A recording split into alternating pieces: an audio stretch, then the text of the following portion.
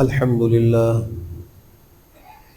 لله نحمده ونستعينه ونستغفره ونؤمن به ونتوكل عليه ونعوذ بالله من شرور أنفسنا ومن سيئات أعمالنا من يهده الله فلا مضل له ومن يضلله فلا هادي له ونشهد أن لا إله إلا الله وحده لا شريك له ونشهد أن سيدنا وحبيبنا ومولانا محمدا عبده ورسوله صلى الله تعالى عليه وعلى آله وصحبه وأزواجه وذريته وبارك وسلم تسليما كثيرا أما بعد فأعوذ بالله من الشيطان الرجيم بسم الله الرحمن الرحيم يا أيها الذين آمنوا أطيعوا الله وأطيعوا الرسول ولا تبطلوا أعمالكم وقال تعالى يا أيها الذين آمنوا قوا أنفسكم وأهليكم نارا وقودها الناس والحجارة عليها ملائكة غلاظ شداد لا يعصون الله ما أمرهم ويفعلون ما يؤمرون وعن النبي صلى الله عليه وسلم أنه فرض زكاة الفطر صاعا من تمر أو صاعا من شعير على العبد والحر والذكر والأنثى والصغير والكبير من المسلمين وأمر أن تؤدى بها قبل خروج الناس إلى الصلاة صدق الله مولانا العظيم وصدق رسوله النبي الكريم ونحن على ذلك من الشاهدين والشاكرين والحمد لله رب العالمين۔ حضرات سامعین محترم اور برادران عزیز، قرآن کریم کی سورہ محمد کی ایک آیت میں نے خطبے میں پہلے تلاوت کی ہے۔ اس آیت میں ایک اہم ترین حکم دیا جا رہا ہے اور ایک اہم ترین چیز کی طرف متوجہ کیا جا رہا ہے، اور وہ حکم یہ ہے کہ اے ایمان والو، اللہ کی اطاعت کرو اور اللہ کے رسول کی اطاعت کرو۔ اور اس کے بعد جو متوجہ کیا جا رہا ہے ایک اہم بات کی طرف، وہ یہ ہے کہ وَلَا تُبْطِلُوا أَعْمَالَكُمْ، اپنے اعمال کو باطل مت کرو، اپنے اعمال کو خراب اور برباد نہ کرو۔ ماہ مبارک کی برکت سے انسانوں کے دل عبادات کی طرف متوجہ ہوتے ہیں، طاعات کی طرف طبیعت چل رہی ہوتی ہے، اور انسان قربانی دے کر، آرام قربان کر کے بہت سی نیکیاں کر رہا ہو، تو صرف اس نیکیوں کے کرنے تک محدود رہنا یہ کافی نہیں، بلکہ اس بات کی بھی فکر ہو کہ میرا یہ عمل کہیں باطل تو نہیں ہو رہا، یہ نیکیاں جو میں کر رہا ہوں، جو محنت کر رہا ہوں، اگر یہ باطل ہو گیا، اس کا ثواب ختم ہو گیا تو یہ محنت بیکار ہو گئی۔ تو اس طرف بھی متوجہ ہونے کی ضرورت ہے۔ اب یہ اعمال باطل کس چیز سے ہوتے ہیں؟ اعمال کا ثواب باطل ہوتا ہے جب نیت ٹھیک نہ ہو، اخلاص کے بغیر کوئی عمل کیا جائے اس کا ثواب باطل ہو جاتا ہے۔ کسی کے ساتھ کوئی نیکی کر کے اس پہ احسان جتلا دیا جائے، عمل باطل ہو جاتا ہے۔ نیکی کی اور نیکی کے فوراً بعد گناہ شروع کر دیے، مثلا مسجد میں آ گئے نماز پڑھنے کے لیے، عبادات کے لیے، اور نماز پڑھنے کے بعد پیچھے بیٹھ کر بات چیت شروع کر دی، غیبت شروع کر دی، تو جو عمل ابھی کیا اس کے ثواب کو اس نے باطل کر دیا، اس کے ثواب سے محروم ہو گیا۔ تو اس طرف بھی فکر کرنے کی ضرورت ہے کہ یہ اعمال ہمارے باطل نہ ہوں، بلکہ وہ اللہ کی بارگاہ میں محفوظ ہو جائیں۔ قرآن کریم میں ایک اور مقام پہ اللہ فرماتے ہیں من جاء بالحسنۃ فلہ عشر امثالها، جو کوئی ایک نیکی لے کر آئے گا اس کو 10 گنا ثواب ملے گا۔ یہاں پہ یہ نہیں فرمایا کہ من عامل حسنۃ فلہ عشر امثالها، جو کوئی ایک نیکی کرے گا تو اس کو 10 گنا ملے. اللہ فرما رہے من جاء، جو لے کر آئے. مطلب یہ ہوا کہ دنیا میں نیکی کرنے کے بعد جب وہ اللہ کی بارگاہ میں پہنچے تو وہ عمل اس کا باقی ہو، محفوظ ہو، تو پھر تو اس کو ایک نیکی پر 10 گنا ملے گا. اور خدا نہ خواستہ عمل کیا اور پھر اس کو باطل کر دیا اور اس کے ثواب کو ضائع کر دیا تو اس کو 10 گنا کی جو فضیلت ہے وہ حاصل نہیں ہوگی. ماہ مبارک کے 4 یا 5 جمعے ہوتے ہیں، ان میں جو آخری جمعہ ہے اس کو جمعۃ الوداع کے نام سے لوگ جانتے ہیں اور لوگوں کی زبانوں پر مشہور ہے. اس کے حوالے سے بھی چند باتوں کی سمجھنے کی ضرورت ہے. کچھ لوگ اس کو ایک تہوار سمجھ کے گزارتے ہیں، تو یاد رکھیے کہ جمعۃ الوداع یہ کوئی اسلامی تہوار نہیں ہے. اسلامی تہوار 2 ہی ہیں، ایک عید الفطر ہے، ایک عید الاضحیٰ ہے. یہ 2 عیدیں ہیں جو اسلام میں ہیں، باقی تیسرا تہوار اسلام میں مشروع نہیں ہے.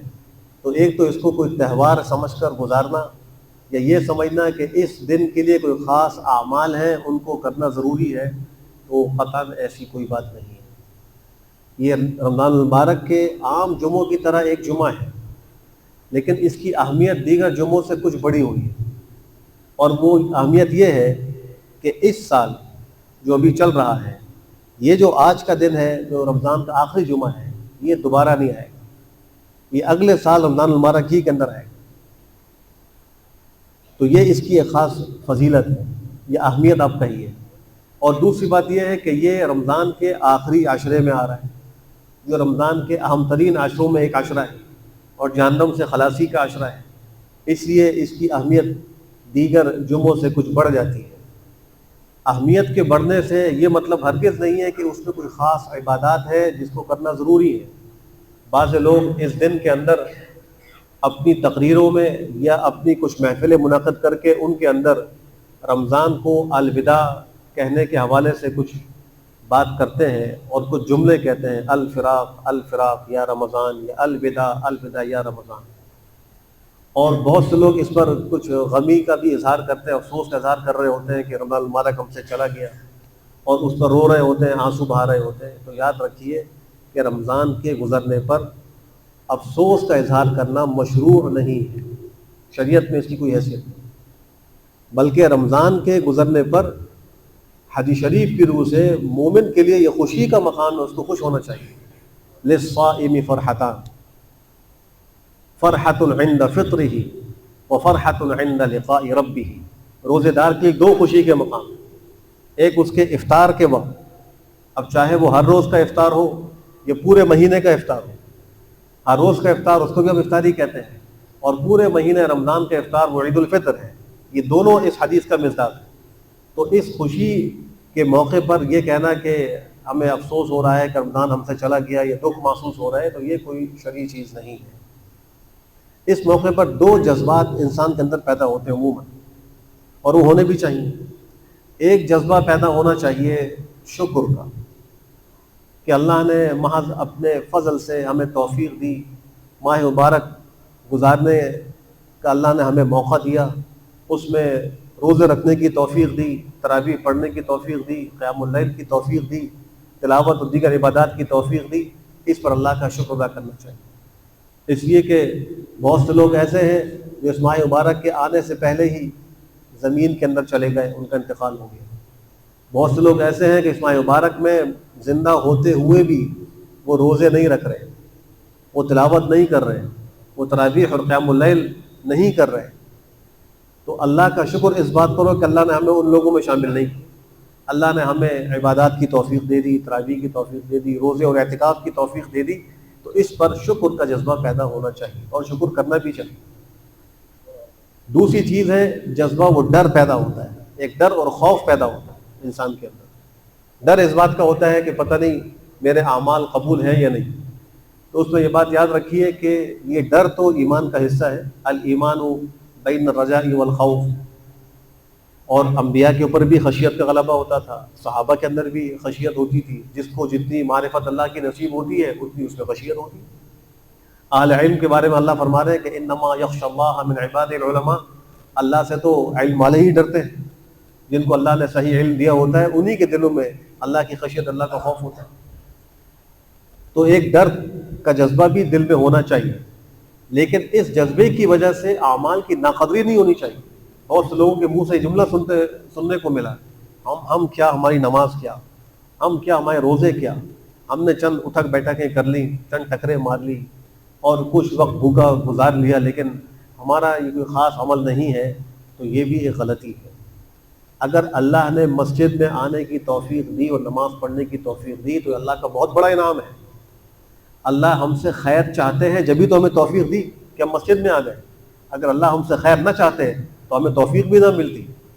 اللہ ہم سے بھلائی کا ارادہ کرتے ہیں جبھی ہمیں روزہ رکھنے کی توفیق دی، ہمیں قرآن پڑھنے کی توفیق دی۔ تو یہ اللہ کی بڑی نعمت ہے، تو اس پر ناقدری ہرگز نہ کی جائے، اس پہ بھی اللہ کا شکر ادا کیا جائے۔ لیکن وہ اللہ کی بارگاہ میں قبول ہے یا نہیں، اس پر ایک ڈر ہونا چاہیے۔ اللہ اس سے راضی ہوں گے نہیں ہوں گے، یہ ڈر تو ایک ہونا چاہیے، اور اللہ سے دعائیں کرنی چاہیے، توبہ اور استغفار کرنا چاہیے۔ یہ دو جذبات عموماً پیدا ہوتے ہیں اور یہی ہونے چاہیے۔ لیکن اس بات کا دودھ کہ رمضان ہم سے رخصت ہو رہا ہے اور اس کے لیے پھر مجلسیں قائم کرنا اور ایسی گفتگو کرنا، یہ شریعت میں نہیں ہے، بلکہ رمضان کے مکمل ہونے پر اظہار خوشی ہی میں اللہ ہمیں عید کی توفیق نصیب فرماتے ہیں۔ عید کی بات کی توفیق اللہ اسی لیے دیتے ہیں کہ ماہ مبارک کے روزے رکھیں، ہم خوشی کا مقام ہے، کھاؤ پیو۔ تم نے میری خاطر پورا مہینہ رمضان کے روزے رکھے، اب آج کا دن تم کو دیتا ہوں کہ اس دن میں روزہ رکھنا جائز ہی نہیں ہے، اور اس دن میں خالی انسان کو کھانا اور پینا اور خوشی کا اظہار کرنا۔ بعض لوگ یہ سمجھتے ہیں کہ جمعۃ الوداع میں اگر 12 رکعتیں نفل کی مخصوص طریقے سے پڑھ لی جائیں، کچھ اس کو باجماعت بھی پڑھتے ہیں، تو زندگی بھر کی جو قضا نمازیں ہیں وہ معاف ہو جاتی ہیں۔ تو اس کا بھی اسلام سے کوئی تعلق نہیں۔ ایسی کوئی صورت نہیں ہے کہ انسان مخصوص رکعتیں پڑھ کے، یہ چند رکعتیں پڑھ کے اپنی زندگی کی باقی ساری نمازیں جو ہیں وہ بخشوا لے اور ان کو معاف کرا لے۔ قضا نمازوں میں ایک تو استغفار و توبہ ہے، اور دوسرے ان کی قضا ہے، ان کو پڑھنا ہے۔ اگر اس کو مکمل یاد نہیں ہے، اندازے سے پڑھے، ایک خیال کرے کہ میں نے کتنی نمازیں چھوڑی ہوں، اور اس وقت نیت کرے کہ میرے ذمہ جتنی فجر کی نمازیں ہیں اس میں پہلی قضا کی نیت سے میں نماز پڑھتا ہوں یا آخری قضا کی نیت سے پڑھتا ہوں، میرے ذمہ جتنی ظہر کی نمازیں ہیں ان کی پہلی یا آخری قضا کی نیت کر کے نماز پڑھ لے، اور 3 وقتوں کے علاوہ ہر وقت قضا نماز پڑھ سکتا ہے۔ سورج کے نکلنے کے وقت نہیں پڑھ سکتا، اس وقت سجدہ منع ہے، نماز پڑھنا منع ہے۔ جب سورج بالکل استوا پر ہو، جس کو استواء شمس کہتے ہیں، اور سیدھا ہو، اس وقت بھی نماز پڑھنے کی اجازت نہیں جب تک کہ وہ زائل نہ ہو جائے۔ اور تیسرے، جب غروب ہو رہا ہو اس وقت بھی نماز کی اجازت نہیں ہے۔ ان 3 اوقات کے علاوہ جس وقت چاہے وہ قضا نمازیں اپنی پڑھ سکتا ہے۔ سنت کی قضا نہیں ہے، وتر واجب ہے، اس کی قضا ہوگی، اور بقیہ نوافل و سنتوں کی قضا نہیں ہوگی۔ تو قضاء عمری کا طریقہ یہی ہے کہ انسان کو نمازیں پڑھنی ہوں گی، اور جو سستی ہوئی اس پہ توبہ استغفار کرنا ہوگا، مخصوص رکعتیں پڑھنے سے وہ معاف نہیں ہوگا۔ بعض لوگ یہ سمجھتے ہیں کہ جبر اللہ کا جو روزہ رکھ لے تو اس کو رمضان کے پورے روزے رکھنے کا بدلہ مل جاتا ہے۔ تو یہ بھی دیکھا گیا کہ پورے مہینے کے روزے نہیں رکھتے، اور آخری جمعے کا روزہ رکھ کر سمجھتے ہیں کہ ان پورے مہینے کے روزوں کا یہ فدیہ اور کفارہ ہو گیا اور اب ہمیں کچھ کرنے کی ضرورت نہیں۔ یہ بھی غلط سوچ ہے، اس کا بھی اسلام سے کوئی تعلق نہیں ہے۔ اگر رمضان کے روزے نہیں رکھے تو ان کی بھی قضا ہے، توبہ استغفار بھی ہے، بہت عظیم اور بڑا گناہ ہے۔ مخصوص لوگوں کے لیے رخصت ہے، مسافر ہے، کوئی ایسا بیمار ہے جو روزہ نہیں رکھ سکتا، یا عورتیں اپنے مخصوص ایام میں ہیں تو ان کے لیے روزہ کی اجازت نہیں ہے۔ مسافر اور بیمار رکھ سکتے ہو، رکھ لیں، ادا ہو جائے گا، نہیں رکھتے رخصت ہے، بعد میں قضا کر لیں۔ اور قضا کرنے کی ہمت نہیں ہے، یہ طاقت نہیں ہے، یہ بیماری ایسی ہے تو فدیہ دیں گے اس کو۔ اس طریقے سے رمضان کی روزوں کی قضا ہوگی۔ ایک روزے کی قضا سے یا ایک روزے کی ادائیگی سے بلکہ تمام روزے ادا نہیں ہوتے۔ بعض لوگ اس دن کے اندر بڑی مسجدوں کا رخ کرتے ہیں کہ فلاں بڑی مسجد چلے جائیں گے، وہاں یہ جمعے کا وقت گزاریں گے، تو اس کی بھی کوئی اصل نہیں ہے۔ یہ عام جمعہ کی طرح ایک جمعہ ہے، اس کے لیے نئے کپڑوں کا سلوانا یا کوئی ایسا اہتمام کرنا کہ جو اس جمعے کے ساتھ خاص سمجھا جائے، اس کا اسلام سے کوئی تعلق نہیں ہے، اس میں احتیاط کرنے کی ضرورت ہے۔ دوسری بات یہ ہے کہ ماہ مبارک میں عموماً لوگ صدقہ فطر کا اہتمام کرتے ہیں۔ میں نے خطبے کے اندر بخاری شریف کی ایک روایت پڑھی ہے جس میں یہ مذکور ہے کہ نبی کریم صلی اللہ علیہ وآلہ وسلم نے زکوٰۃ الفطر کو فرض کیا ہے۔ زکوٰۃ الفطر سے مراد ہے صدقہ فطر، عربی میں اس کو زکوٰۃ بھی کہتے ہیں، اردو میں صدقہ بھی کہتے ہیں، صدقے کا اطلاق بھی اس کے اوپر ہوتا ہے۔ ایک سا مقدار ذکر فرمائی کھجور سے یا جو سے، اور کس پر ہے؟ علی العبد والحر والصغیر والکبیر والذکر والانثی، غلام ہو اس پر بھی ہے، آزاد ہو اس پر بھی ہے، عورت ہو اس پر بھی ہے، مرد ہو اس پر بھی ہے، اور چھوٹا ہو اس پر بھی ہے، بڑا ہو تو اس پر بھی ہے۔ پھر یہ فرمایا کہ اس کو لوگوں کے عید کی نماز کے لیے نکلنے سے پہلے ادا کیا جائے۔ صدقہ فطر پیغمبر کی طرف سے واجب عمل ہے، اس کا ترک گناہ کبیرہ ہے، اس کو ادا کرنا لازم ہے، لیکن اس سے متعلق چند ضروری مسائل ہیں۔ پہلا مسئلہ تو یہ سمجھ لیجئے کہ یہ کس پر واجب ہوتا ہے۔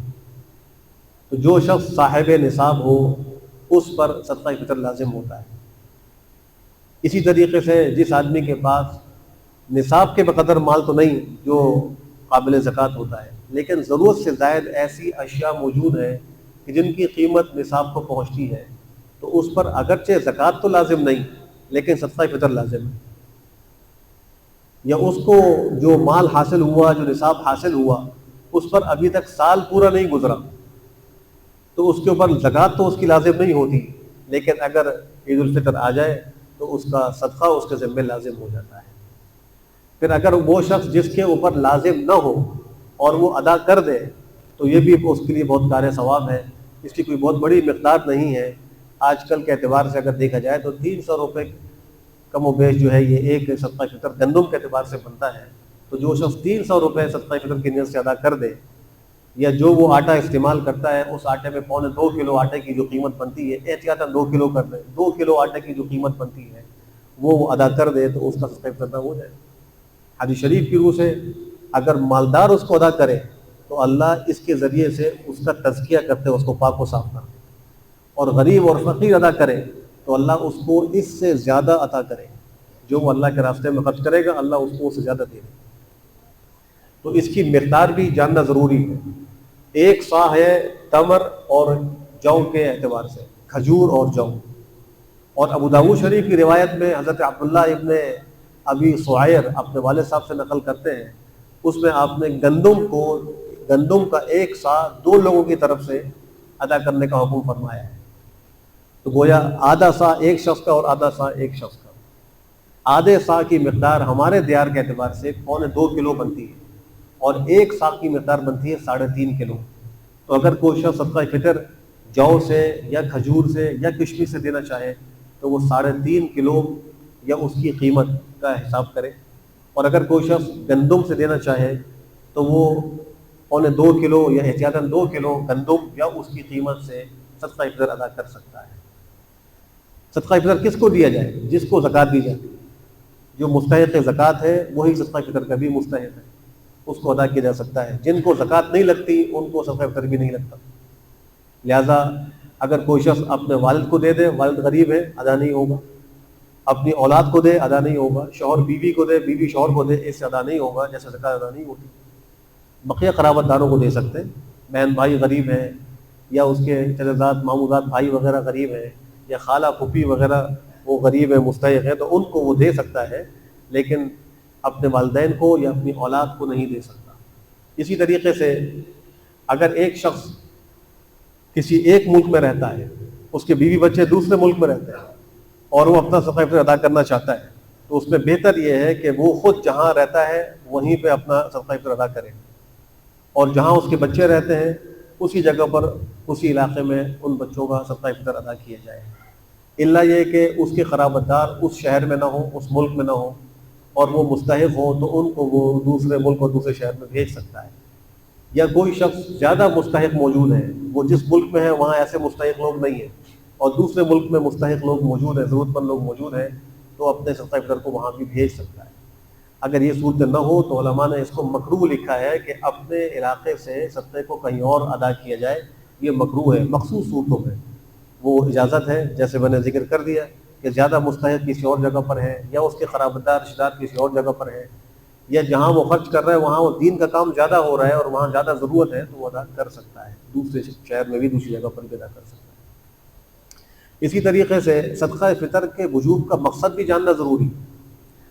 حدیث شریف میں اس کے وجوب کے دو مقصد ذکر کیے گئے ہیں۔ نمبر ایک طہرۃ للصائم وطعمۃ للمساکین، روزے دار کے لیے پاکی کا باعث ہے، کس چیز سے؟ من اللغو والرفث، طہرۃ للصائم من اللغو والرفث، جو رمضان کے روزوں میں کمی کوتاہی ہو جاتی ہے، انسان ہے یقیناً ہم سے کوتاہیاں ہوتی ہیں، ہم روزے کا حق ادا نہیں کر پاتے ہیں، تو اللہ اس کمی کوتاہی کو دور کر دیتے ہیں صدقہ فطر کی وجہ سے۔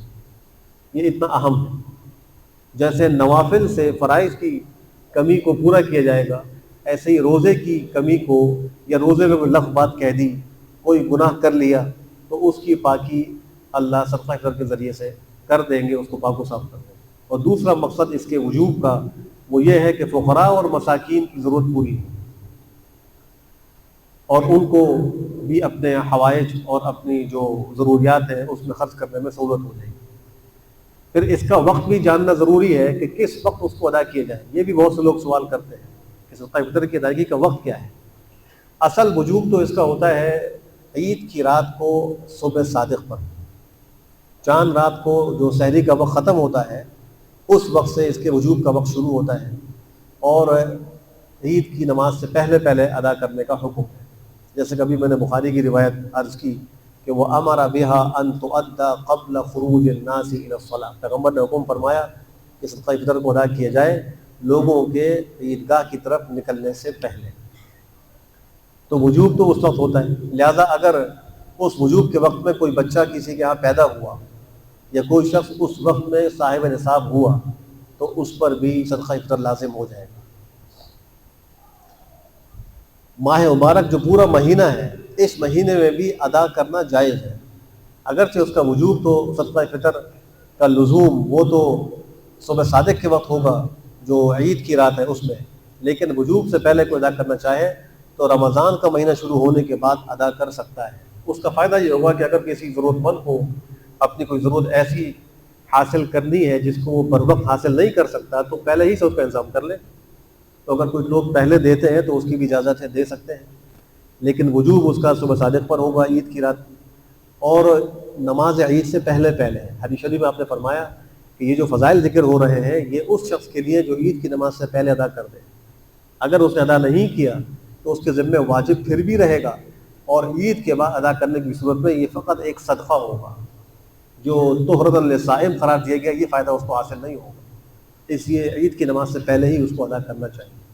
انسان پر اپنا بھی صدقہ لازم ہوتا ہے اور اپنی نابالغ اولاد کا بھی لازم ہوتا ہے۔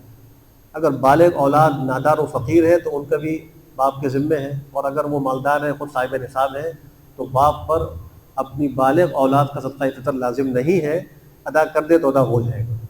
ایسے ہی بیوی کا صدقہ فطر شوہر کے اوپر لازم نہیں ہے، ادا کر دے تو ادا ہو جائے گا، ادا کرنے میں حرج کوئی نہیں ہے۔ عموماً بیویاں جو ہے وہ مال نہیں کماتی، شوہر کماتا ہے، بیویاں گھر پر ہوتی ہیں، لیکن وہ صاحب نصاب ہوتی ہیں، گولڈ وغیرہ ان کے پاس ہوتا ہے، تو ان کا صدقہ فطر شوہر ادا کر دے، کوئی بات نہیں، ادا کر سکتا ہے، لیکن اصل لزوم اس بیوی ہی پر ہوگا، اور شوہر کے اوپر شوہر کا ہوگا۔ بیوی اگر ادا کرنا چاہے تو کر سکتی ہے، لیکن اس کے ذمہ لازم نہیں ہے۔ تیسری بات یہ عرض کرنی ہے کہ ماہ مبارک کا جو یہ آخری عشرہ ہے یہ جہنم سے خلاصی کا عشرہ ہے۔ جہنم کی اگر ہمیں حقیقت معلوم ہو، اگر ہمیں اس کے عذاب کی سنگینی معلوم ہو تو اس عشرے کی اہمیت بھی معلوم ہو کہ وہ جہنم کتنی خطرناک جگہ ہے اور اس کا عذاب کتنا خوفناک ہے۔ قرآن کریم کی بہت سی آیات میں اس کا ذکر موجود ہے، اور وہ وقتاً فوقتاً بیان بھی کی جاتی ہیں، خلاصہ ان کا ذکر کیا جاتا ہے۔ حدیث شریف میں آتا ہے کہ ایک دفعہ نبی کریم صلی اللہ علیہ وآلہ وسلم نے حضرت جبریل امین سے پوچھا کہ جہنم کے جو طبقات اور ابواب کا ذکر قرآن کریم میں ہے یہ کس طرح کے ہیں، یہ ایک ہی منزل میں ہیں یا اوپر تلے ہیں؟ تو جبریل امین نے عرض کیا کہ اللہ کے رسول، جہنم کے جو دروازے ہیں وہ اوپر تلے ہیں، ایک دروازہ نیچے ہے، پھر اس کے اوپر ہے، پھر اس کے اوپر، اس طرح اس کے 7 ابواب ہیں۔ لہا 7 ابواب لکل باب منہم جزء مقسوم، اللہ فرما رہے ہیں کہ جہنم کے 7 ابواب ہیں، اور ہر دروازے کے لیے ایک حصہ تقسیم شدہ ہے کہ کس نے اس دروازے سے جانا ہے، اللہ سب کی حفاظت فرمائے۔ پھر آپ نے پوچھا کہ جبریل امین اس میں عذاب کیسا ہے؟ تو جبریل امین نے عرض کیا کہ جو سب سے نچلا طبقہ ہے اس میں عذاب سب سے سخت ہے، جو اس سے اوپر ہے اس میں اس سے کم ہے، پھر اس طرح بتدریج اوپر تک سلسلہ جا رہا ہے۔